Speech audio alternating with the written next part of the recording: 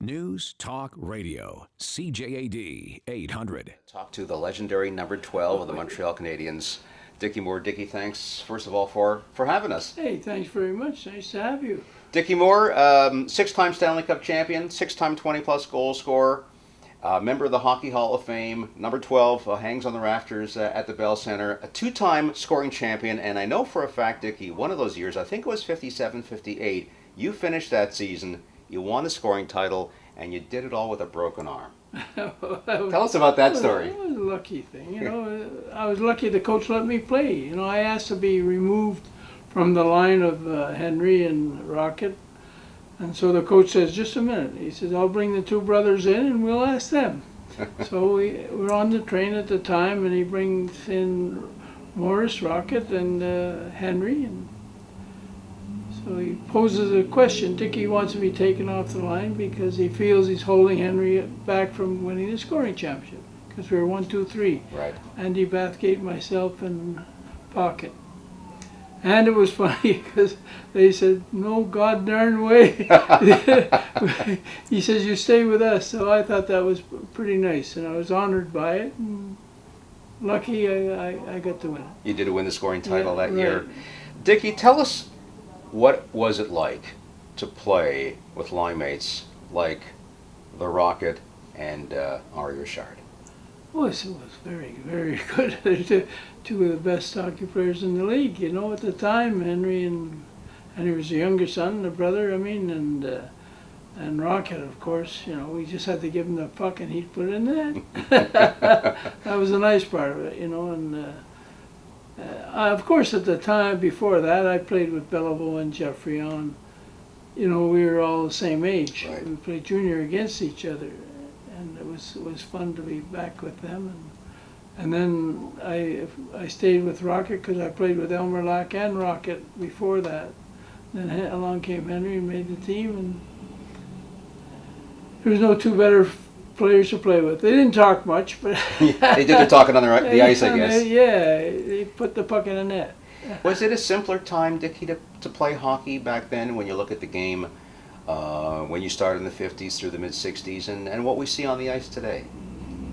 I don't think it's that much different, except there are 6 teams. You're playing teams a little regularly, and now you've got a week, 2 weeks, a month apart sometimes before you meet the other team. And this is the only difference I find.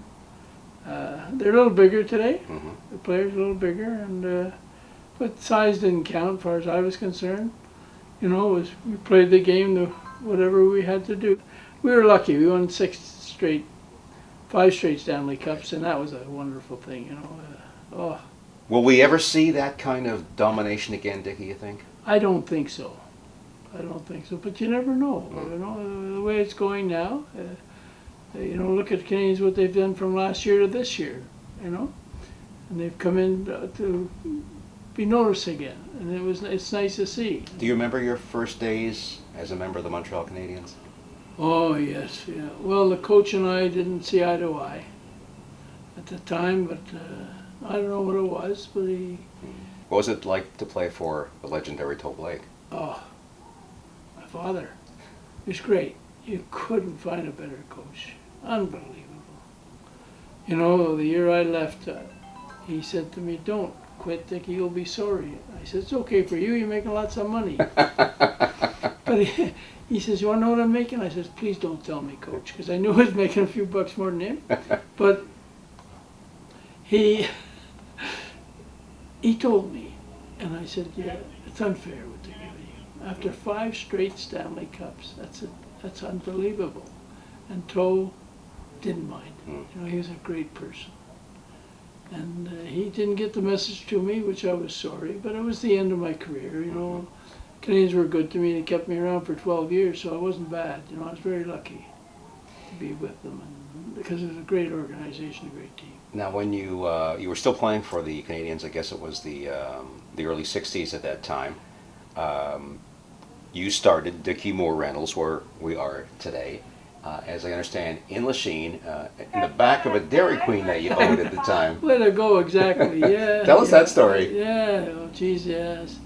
I rented chainsaws and I rented lawnmowers and so on, little things. And I said I could do it, and so I gave it a chance. And the young fellow, Pierre Leroy, who worked for me here 50 years, and I thought it was unbelievable.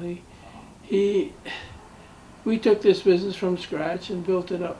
You know, fortunately, I have 4 branches now: Montreal, Toronto, and Ottawa, and one on the South Shore. So it's, and I was thinking of going bigger, but I said no, I better not. You know, you know, there's so many years in your life you have to.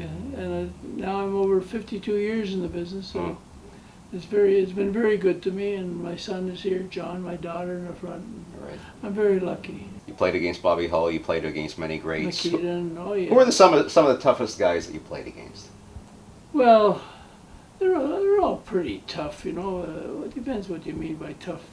You know, the meanness, toughness. Competition, real competitors who maybe made your life tougher on the ice. Well, when I first came them. into Toronto, you know, Cal Gardner got me when my first game in Toronto. They brought me up Christmas Day, and I got clobbered there and knocked.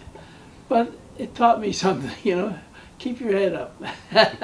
And he caught me with my head down, and I paid the price. I mean, you played hurt. We talked about that injury, 57, 58. You still won a scoring title. I guess you did what you had to do. You know, I watch them all wearing helmets. I can tell you a little story there. You know, I had a concussion. I was in the general across from the forum, and the room turned for 10 days. And then when I came out, I went out to the old forum, and the coach was there, and he says, "When are you going to come back?" I said, "Well, the doctor told me I can come back, but I'll have to wear a helmet." He says, "You wear a helmet? You don't play." I said, "It's up to you." You know, and I played without it. What the heck? You know, it was part of the life of hockey, and I think this is the way it was in our day. Do you think, Dickie, with the way the players are equipped with, you know, the helmets, the gear, the pads, there was less of that when you were playing? No helmets, for example. The players didn't seem to be as robust. Yeah. Did change the game for the better or worse, you think? Well, it depends on the individual. Yeah. You know? I think they're hitting a lot more than we did in our day. We had our rough games too. Come on, we weren't babies out there. Right. That's why we won those 5 cups in a row. You know, we challenged teams, and Boston always thought they could beat us, but you know. And but our nemesis was Detroit Red Wings, right, who had a great team. They had Gordie Howe and Lindsay and a few of the fellas, and that's what. Rocket used to call them names, I'm telling you. And I guess it can't be repeated. With only 6 teams, Yeah. the rivalries would have been that much more intense. Oh yes, definitely so. Yeah. Oh yeah. But we all survived it, and you know. Then we won those 5 cups in a row, and we said, "Hey, it's no fun winning. We gotta have more fun losing." Dickie Moore, a member of Stanley Cup winning teams, 6 of them with the Montreal Canadiens, 2-time scoring champion, a member of the Hockey Hall of Fame, and having a chance to catch up with Dickie at his Ville St. Laurent location. Dickie Moore Reynolds. Dickie, thank you so much for this. Hey, a pleasure. Thank you for coming. Nice to be here.